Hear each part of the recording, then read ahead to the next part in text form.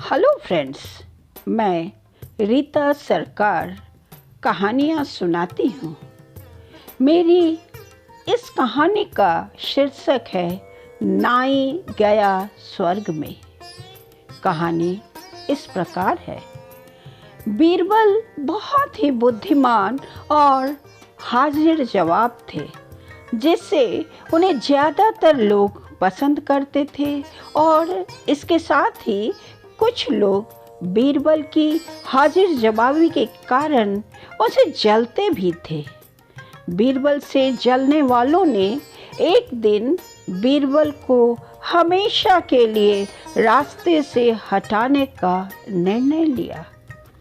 अकबर बादशाह का जो हज्जाम था, इस काम के लिए बीरबल के दुश्मनों ने उससे सहायता मांगी।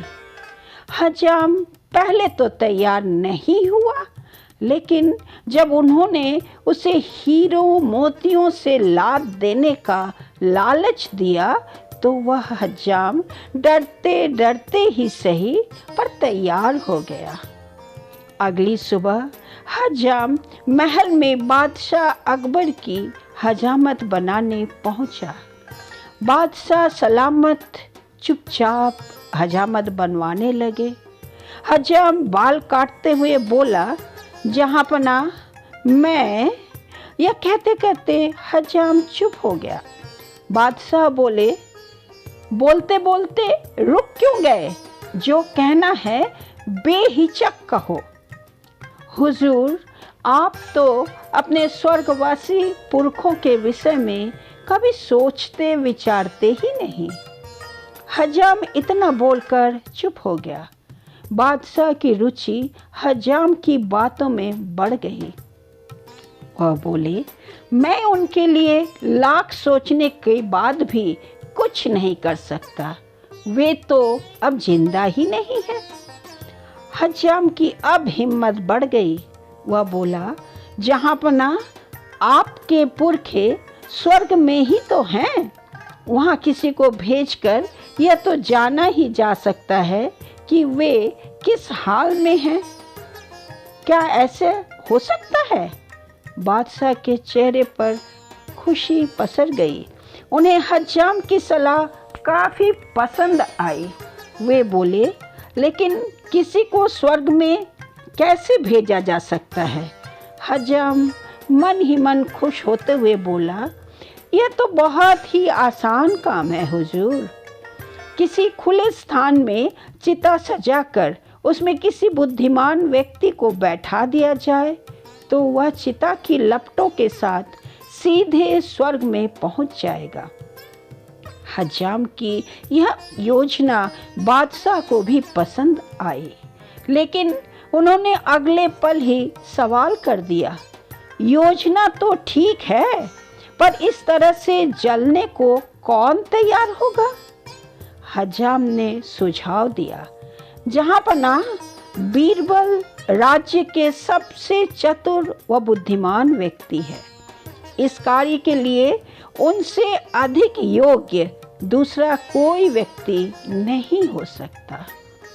अकबर बादशाह यह सुनकर गंभीर हो गए, क्योंकि वह समझ गए थे कि बीरबल को जान से मारने के लिए चाल चली जा रही है।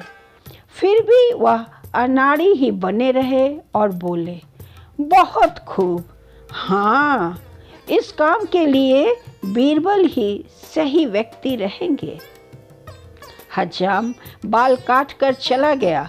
बादशाह अकबर ने दरबार में आने के साथ ही इस योजना की घोषणा दरबार में कर दी।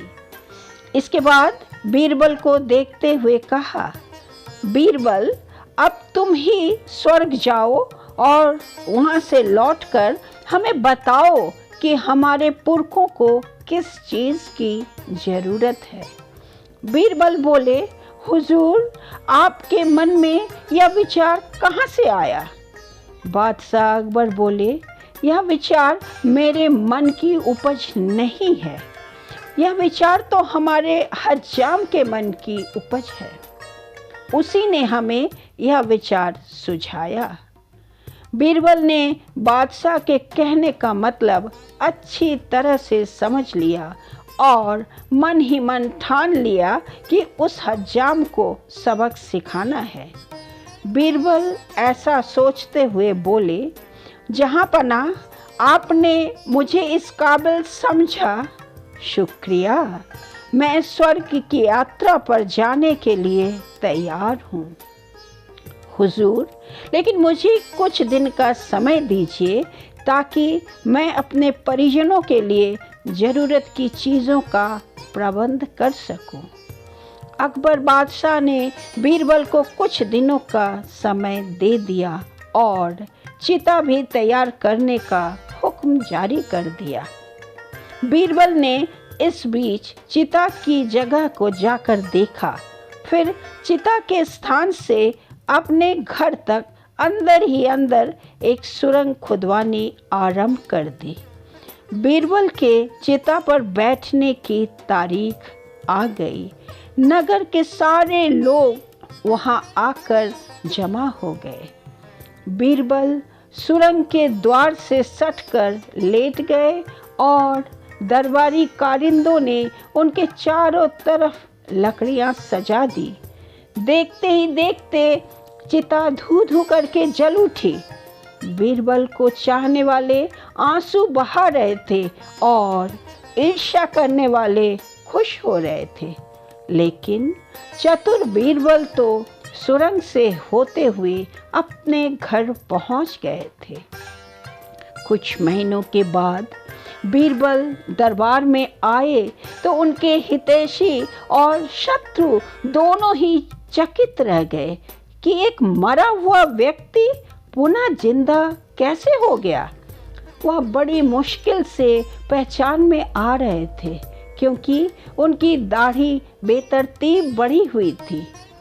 बीरबल शहंशाह अकबर को सलाम करते हुए बोले, मेरे मालिक, मैं सीधा स्वर्ग से यहाँ आ रहा हूँ। आपके पुरखों की भी खबर लेकर आया हूँ। बादशाह अकबर प्रसन्न होते हुए बोले, बीरबल, तुम ठीक तो हो? स्वर्ग में मेरे सब पुरखे कैसे हैं? बीरबल बोले, जहाँपनाह, वहाँ किसी बात की कोई कमी नहीं है। चारों तरफ अमन ही अमन है। हाँ, वहाँ पर एक चीज़ की कमी है। बोलो बीरबल, हम वह चीज़ वहाँ भिजवाने की कोशिश करेंगे। बादशाह सिंहासन से यह कहते कहते खड़े हो गए। बीरबल बोले, हुजूर, वहाँ कोई ढंग का हजाम नहीं है। आपके पुरखों ने कहा है कि कोई ढंग का हजाम फौरन यहाँ भेजा जाए। हुजूर, स्वर्ग में पहुँचने का रास्ता तो हम सबको मालूम हो ही गया है। वहाँ अब किसी को भी भेजना हमारे लिए कठिन नहीं रहा। शहंशाह अकबर बोले, हाँ, तुम्हारी बात तो सही है, पर वहाँ किस हज्जाम को भेजा जाए? बीरबल अब कहाँ चूकने वाले थे। वह झट से बोले, हुजूर, इसमें भी कोई पूछने की बात है? आपका शाही हज्जाम अर्थात नाई वहाँ जाएगा। उससे बेहतर हजामत और कौन बना सकता है हुजूर? ठीक है बीरबल, हम शाही हज्जाम को ही स्वर्ग भेज देते हैं। फिर क्या था, बादशाह अकबर ने शाही हज्जाम को स्वर्ग जाने का हुक्म दे दिया। हज्जाम को षड्यंत्रकारियों का साथ देने का अच्छा फल मिला। वह बेमौत मारा गया। धन्यवाद।